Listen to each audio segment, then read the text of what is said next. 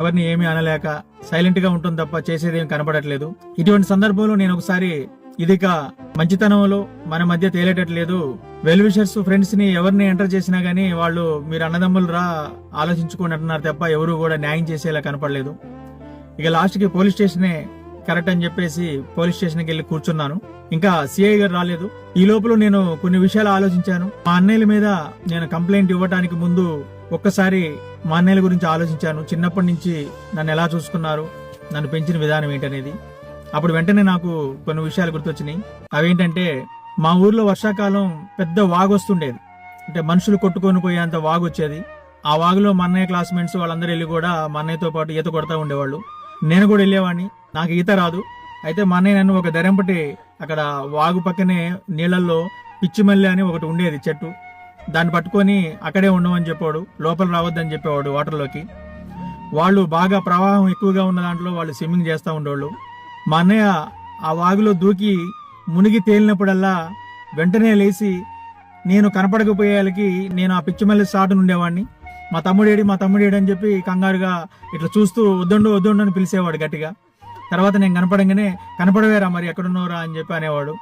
ఆ విషయం గుర్తొచ్చింది.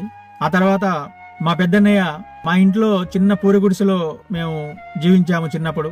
చలికాలం వస్తే మా నులక మంచం కింద రవ్వలు వేడి చేసి రాతిని ప్లేట్లో ఆ రవ్వలన్నీ వేసి మంచం కింద పెట్టుకునేవాళ్ళం వేడి కోసం. మా పెద్దన్నయ్య పక్కన పడుకునేవాడిని నేను.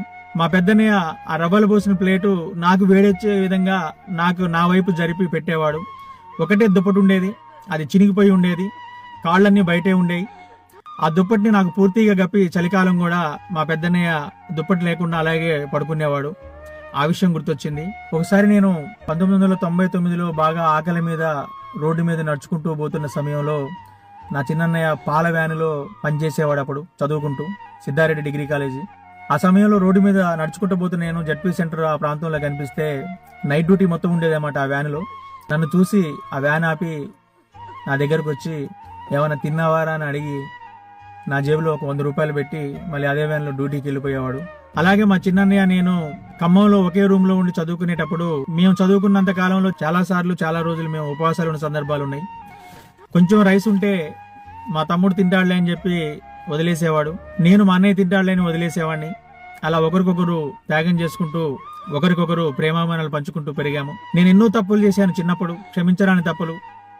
నేను చేసిన ప్రతి తప్పులో కూడా నా అన్నయ్యలు నన్ను రక్షిస్తూ, ఎవరన్నా మీ తమ్ముడు ఇలా చేసి నేను ఇంటి మీదకి వచ్చినప్పుడు మా తమ్ముడు లేడని చెప్పటం, నన్ను దాచిపెట్టడం, నన్ను వాళ్ళు